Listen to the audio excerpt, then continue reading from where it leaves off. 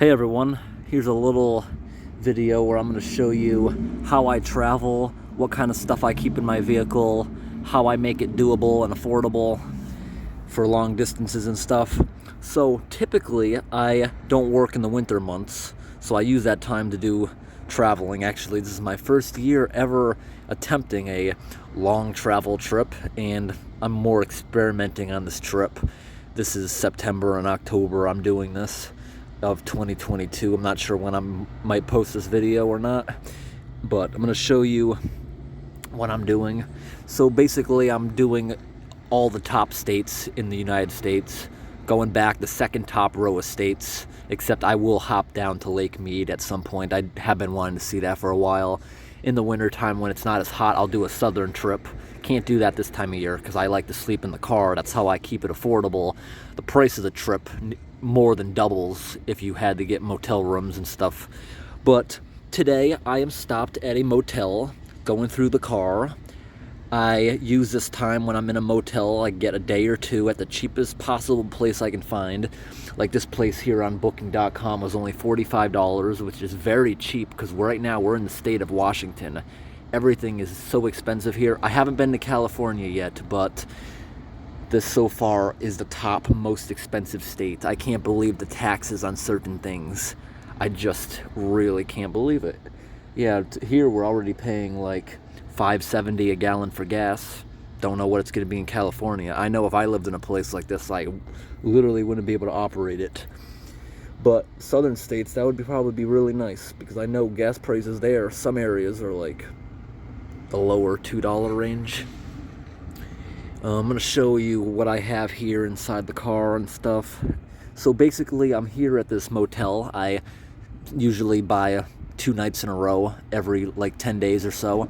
I clean myself, take a shower, strip the bedding out of the car because I keep a full-size mattress in the back of my small SUV. Strip everything off, wash everything in their coin laundry machines. Yeah, catch up on editing, all that stuff. But typically, I spend most nights in Walmart parking lots. Most Walmart locations allow you to spend the night there. The only time they don't is usually a big city where it would attract homeless and crime to their parking lots, or the ordinances just don't allow it. That's not really a concern for me. I always avoid the bigger cities. So I always carry a full-size spare. I also have a donut, just in case I got multiples. I also have a lot of patch kits. I usually carry 6 cans of gas when I'm on off-road trips because they're just so out of the way. There's no gas stations. I wouldn't be able to make it. This is in case when I'm far away in unfamiliar territory, if I miss a gas station, I can still fill up and get back, hopefully, with 1 can of gas. That's about a half a tank for my vehicle. Yes, it's a small vehicle. I did think about a while back getting a full-size truck because I know they're very cheap in the West if I bought one here. It's just not feasible for me. I would not be able to afford the gas for a V8, which is what I'd want. I know naturally aspirated engines are more reliable since I drive so much. That's just not feasible. Next year I'm trying to get a mid-size truck, which I think would be perfect for me. A lot more space, better off-road capabilities. Right here, I don't drink out of that. That's just for emergencies. I do have 7 gallons of water there. I just keep refilling these every time I go into a store or whatever. Right there, I have a few jackets for the colder nights. My best sleeping conditions are when it's in the 40s and 50s. I actually start sweating in the car because it gets condensation, heats up if it's like above 60. That's just me. I run hot. I know that. Right here, I have a toolbox with tools I might need along the trip. These are just cheap tools that could get me out of a disaster. I just picked them up at Harbor Freight. Whole toolbox is only like $50 worth of stuff. I have all these pins because, you know, these days cars have cheap bumpers and stuff that if you hit the smallest thing, they might pop. I also carry some screws. Like the front bumper of my car is all sheetrock screwed together because it's kind of messed up. It's an old car, I don't really care as long as it's reliable. About to hit 300,000 miles on it. Over here, some of my camera equipment. Got bear spray in there, extra batteries, trail cameras, CB radio, off-road lights, camera lights. Actually just picked this up at the discount shelf at Walmart. Never seen that dry bug spray. You spray it on, it dries immediately, only 50 cents. And I also got this all natural. In my experience, all natural usually doesn't work that well at all, but we'll give it a try. Yep, about time to go to the laundry room and pick up my stuff so I can put my sheets and back on.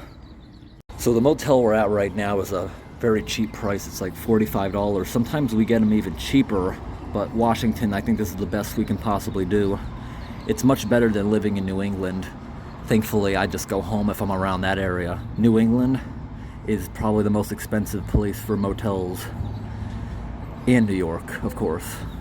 Very expensive, but you get out some of these states, you can even find rooms for $30 or $100 for 4 nights. Good things like that, really cheap. This place I'm at now also rents mobile homes for like $100 instead of these rooms. So right here's all the clean sheets. I already washed these. Sheets, blanket, beach towels to go over the seats in case we get wet. It also protects the seats. I leave them on there all the time. Microfiber cloth for the windshield. Just bought this yesterday. This Tide detergent. Alright everyone, so here's my spare tire compartment. Let me show you what I keep in here in case of emergencies. Here's a tire plug kit. This is a tow strap, just in case I get stuck in the mud. Somebody else who may offer to pull me out has a way to do so. I've been stuck twice. Lots of people offered to pull me out, but they didn't have straps themselves. Ended up having to pay big towing bills for that. That's another reason why a bigger vehicle would do a lot better for this. Whenever I can afford it. I'm hoping I can do it in the spring, honestly. Right here is a flashlight and pump for the tires. Right here is drinking water purifier, so you can drink out of any body of water with this little device.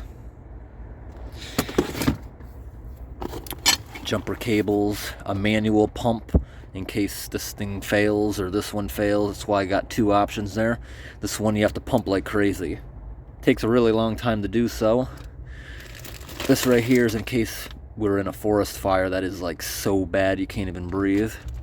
There's more pieces of a plug kit that I should probably get out of here. Yeah, I don't even think that kit's complete. Yeah, I have a new kit right there. This is probably from one of the old ones I already used up. I think it fell out of this right here, actually. Super glue. Here's the tire glue. Here's that kit. But it doesn't look like I have any plugs left over. This is in here in case I need to connect to something on either ends of this tow strap. Fix-a-flat is in here just in case. I get so many flats I just don't have the resources to repair them. I remember that, okay, the tires I have now, I typically go to Town Fair Tire in New England, and they don't have a problem with you using this. But one time I was out of town, so I had to go to Firestone. I used this. They refused to touch the tire, saying I voided the warranty and destroyed it. So I called the company. That location just tried to rip me off. The company said they could just wipe it out. They just wanted to get more commission on selling me another pair of tires. Here I got my big tall boots, first aid kit, different medications, sunscreen, bandages, got some extra nuts down there, got some drinks, lots of water in the secret compartment, paper towels, reflective hat. Now, you saw all that stuff that I have outside. When I have to sleep, everything that's on top of this mattress has to be shoved in the front seat. Yes, the tire, all those bins, it all fits pretty nicely alongside with the luggage. Just throw it all in the front seat, just pack it in there and climb in the front or climb in the back. Then in the morning, get out, straighten out the bedding, put everything in the front seats, back in the back, and then you can take off and drive. What do you think of this hat? I found this on the side of the road. I washed it yesterday. It's a little bit too small for my head. I'm going to try washing it one more time, and I think I'm just going to leave it here for whoever wants to take it. Wash that once again. It's just a small load, but we're going to be out living at Walmart's for the next 10 days. Don't want to have any stinky clothes around. We have a laundry sack, but really stinky clothes, like socks, go in a Ziploc bag so we don't have to smell them when we're out and about for a while. Right now we're in Washington State, near the ocean. I love this fog that seems to roll off it every morning. Now I can see how the rainforest does so well around here, even without rain all year. Check it out, that's a really cool motorhome. Looks like it's from the 70s or even older. Hear all that jackhammering? They started doing that at 5 in the morning. So I had to put some earplugs in. Usually Walmart parking lots aren't that loud. At first I thought that construction was what they're doing on the store, but it's not. The store is doing some type of remodel. Really foggy out, I like that. Feels so nice.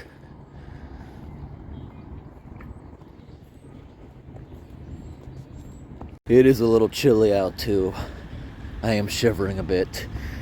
First thing we do in the morning when spending the night at Walmart usually is go right in, use the bathroom, maybe wash my face, then get breakfast in here.